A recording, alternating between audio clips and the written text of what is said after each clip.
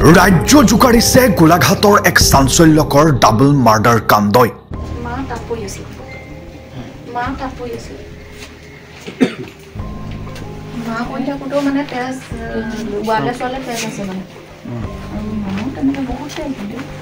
ছমাহ পূৰ্বে ঘৰৰ ভিতৰত উদ্ধাৰ হৈছিল এগৰাকী বৃদ্ধাৰ মৃতদেহ।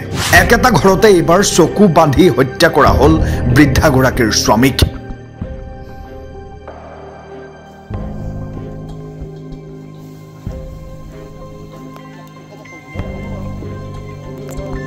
ছমাহৰ ভিতৰত কোনে কিয় হত্যা কৰিলে বৃদ্ধ দম্পতীহালক?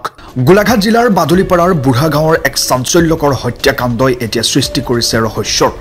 ঘৰৰ ভিতৰতেই কাপোৰেৰে চকু বান্ধি হত্যা কৰা হ'ল কোহেশ্বৰ গগৈ নামৰ এজন 81 বছৰীয়া বৃদ্ধক।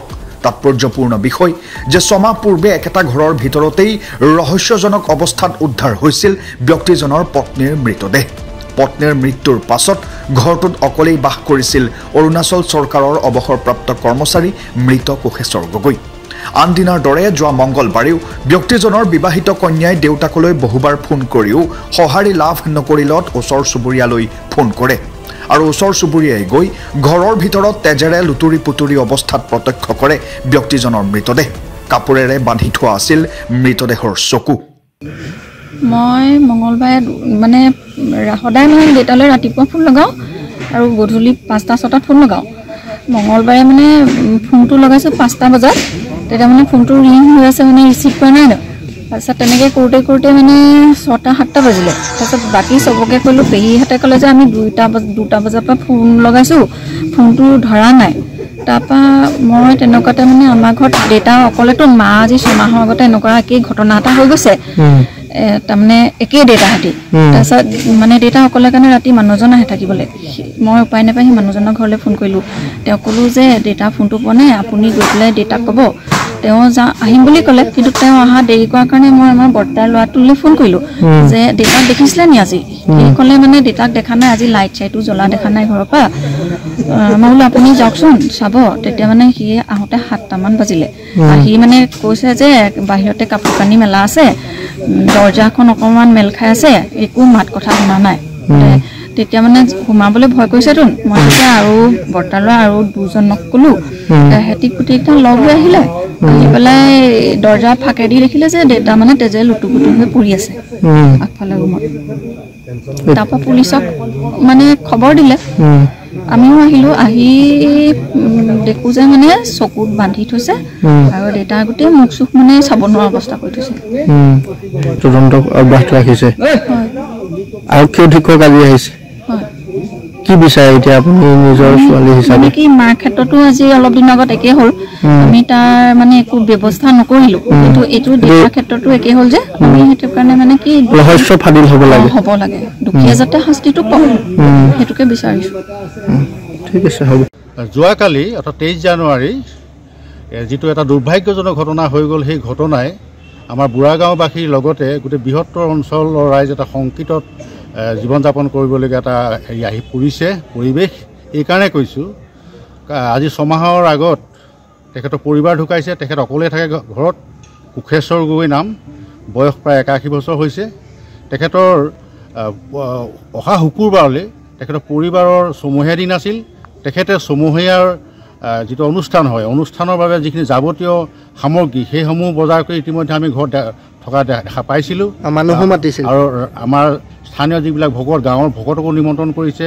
সেই পৰ্যায়ত তেখেতে খুব ধুনীয়াকৈ পাতিম বুলি খুব মনতে বোধহয় ভাবি আছিল। কিন্তু কালি যিটো হঠাৎ যিটো দুৰ্ভাগ্যজনক ঘটনা, তেখেতক হত্যা কৰা হৈছে বুলি আমি গম পাইছোঁ। যিটো ঘটনা এতিয়া গোটেই আমাৰ বুঢ়া গাঁৱৰ লগতে গোটেই বৃহত্তৰ অঞ্চলৰ ৰাইজৰ নিৰাপত্তাৰ অভাৱ হৈছে। আমি প্ৰশাসনক এটা কঠোৰ এটা বিনম্ৰ অনুৰোধ, আমাৰ দাবী আছে যে অন্ততঃ এই যিটো ঘটনা হৈ গ'ল, ভৱিষ্যতলৈ যাতে এনেকুৱা ঘটনা এই বৃহত্তৰ অঞ্চলত নহয়, তাৰ বাবে প্ৰশাসনে উচিত তদন্ত কৰি প্ৰকৃত দোষীক শাস্তি দি অন্ততঃ আমাৰ ৰাইজক যাতে সান্তনা দিয়ে, আমি প্ৰশাসনৰ ওচৰত সেয়া আমাৰ অনুৰোধ। মৃতদেহ উদ্ধাৰ হৈছিল? হয়, হয়, ঘৰৰ ভিতৰতে হৈছে আজি 6 মাহৰ আগত। তেতিয়াও ৰাইজৰ বিভিন্ন প্ৰশ্ন উত্থাপন হৈছিল যদিও কিন্তু ৰহস্য ভেদ নহ'ল আৰু দেউতাকে নিজে ক'লে যে এইটো হেৰি হৈছে, এইটো মানে প্ৰেছাৰ ষ্ট্ৰকত যিহেতু তেখেতো আছিল এগৰাকী স্বাস্থ্যকৰ্মী অৰুণাচলৰ চিকিৎসা বিভাগৰ পৰা তেখেত ফাৰ্মাচিষ্ট হৈ অৱসৰ গ্ৰহণ কৰিছিল আৰু তেখেতে যেতিয়া কথাষাৰ কোৱাৰ লগে লগে আমাৰ ৰাইজে তেখেতৰ কথাত মান্তি হৈ আমি যিটো সৎকাৰ কৰিলোঁ আৰু যিটো আমাৰ সমাজৰ যিটো ৰীতি নীতি নিয়ম আমি সেইমতে তেখেতৰ আমি ঘৰখনক আমি উদ্ধাৰ কৰা হ'ল। এতিয়া ৰহস্যটো ফাদিল হওক। আমাৰ ৰাইজৰ এটাই মানে আমি আশা কৰিছোঁ যাতে প্ৰকৃত যি হত্যাকাৰী সেই হত্যাকাৰীক তেওঁলোকে মানে কি কয় নিৰ্বাচিত কৰি আইনৰ প্ৰক্ৰিয়াৰে তেওঁলোকক শাস্তি দিয়ক আৰু যাতে ভৱিষ্যতে যাতে এই অঞ্চলত এনেকুৱা যাতে ঘটনা নহয় আমি ভগৱানৰ ওচৰত খুব আমি মানে ৰাইজ যথেষ্ট শংকিত হৈ আছে। আপোনালোক ৰাইজ যথেষ্ট শংকিত, বিশেষকৈ গাঁওখনত আমাৰ মানুহৰ আজিকালি অভাৱ। আপোনালোকে সকলোৱে জানে গাঁওখনৰ প্ৰতিটো পৰিয়াল এটা বা দুটা ল'ৰা ছোৱালী আছে, তেওঁলোকৰ প্ৰায় পঢ়া শুনা বা চাকৰি সূত্ৰে বাহিৰত থাকিবলগীয়া হয়, ঘৰত অকলে মাক দেউতাক থাকে আৰু এনেকুৱা হ'লে কি হ'ব? আমি কাক লৈ আমি জীয়াই থাকিম? যদি প্ৰশাসনে এই ক্ষেত্ৰত আমি যাতে আমাক এটা সকাহ দিয়ে, অন্ততঃ যাতে এনেকুৱা যাতে হত্যাকাণ্ড নহয় বা হেৰি নহয়, গতিকে তাৰ বাবে প্ৰশাসনে যদি দোষীক নিৰ্বাচিত কৰি আইনী প্ৰক্ৰিয়া অন্ততঃ যাতে শাস্তি দিলে আমাৰ ৰাইজ আমি শান্তি পাম আৰু মৃতকৰ আত্মাই মানে শান্তি পাব। ইতিমধ্যে গোলাঘাটৰ আৰক্ষী অধীক্ষকৰ নেতৃত্বত এই লোমহৰ্ষক হত্যাকাণ্ডৰ তদন্ত আৰম্ভ হৈছে। 6 মাহৰ ব্যৱধানত একেখন ঘৰৰে 2জন ব্যক্তিৰ ৰহস্যজনক মৃত্যুৰ ঘটনাই এতিয়া সমগ্ৰ অঞ্চলতে সৃষ্টি কৰিছে চেপা উত্তেজনাৰ। কোনে কিয় হত্যা কৰিলে দম্পতীহালক? এই প্ৰশ্নৰ উত্তৰ এতিয়া আৰক্ষীৰ তদন্তৰ পাছতহে স্পষ্ট হ'ব। মোৰ মানে সম্পৰ্কীয় দদাইদেউ হয়। আজি 6 মাহৰ আগত খুইদুৰ এনেকুৱা এটা অৱস্থাই হৈছিলে, তেখেতৰ আচলতে আমি প্ৰেছাৰ ষ্ট্ৰক বুলি ভাবি থাকি গ'ল আৰু ঠিক আজি যোৱাকালি মানে সন্ধ্যা যিটো ঘটনা ঘটিলে মানে এনেকুৱা এটা নিন্দনীয় ঘটনা, মানে অতিকে যাক ভাষাৰে মানে ক'ব নোৱাৰি। তো আমি ভাবোঁ যে আমি সকলো ৰাইজ শংকিত হৈছোঁ। আমাৰ বুঢ়াগাঁও বুলিয়ে নহয়, বাদলিপাৰা এটা বৃহৎ এৰিয়া, আমি বুঢ়াগাঁওবাসী ৰাইজ, কিন্তু বুঢ়াগাঁও বুলিয়ে নহয় গোটেই বৃহৎ এৰিয়াটোত আমি শংকিত হৈছোঁ আৰু প্ৰশাসনৰ ওপৰত আমাৰ বিশ্বাস আছে।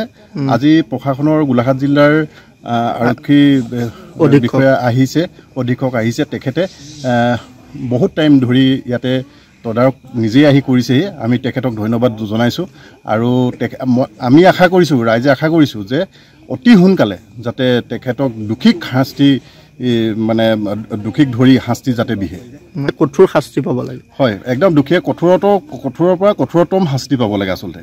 আৰু আইনেও এইটো মানে যদি তেখেতক মানে ধৰে তেতিয়াহ'লে খুব সোনকালে তৎকালে যাতে ব্যৱস্থাটো গ্ৰহণ কৰে, তেতিয়া মানে অন্ততঃ ৰাইজে সকাহ পাব আৰু সাহস পাব। নহ'লে আমি প্ৰশাসনৰ ওপৰতে শেষ নিৰ্ভৰ হিচাপে আমি থাকিব লাগিব।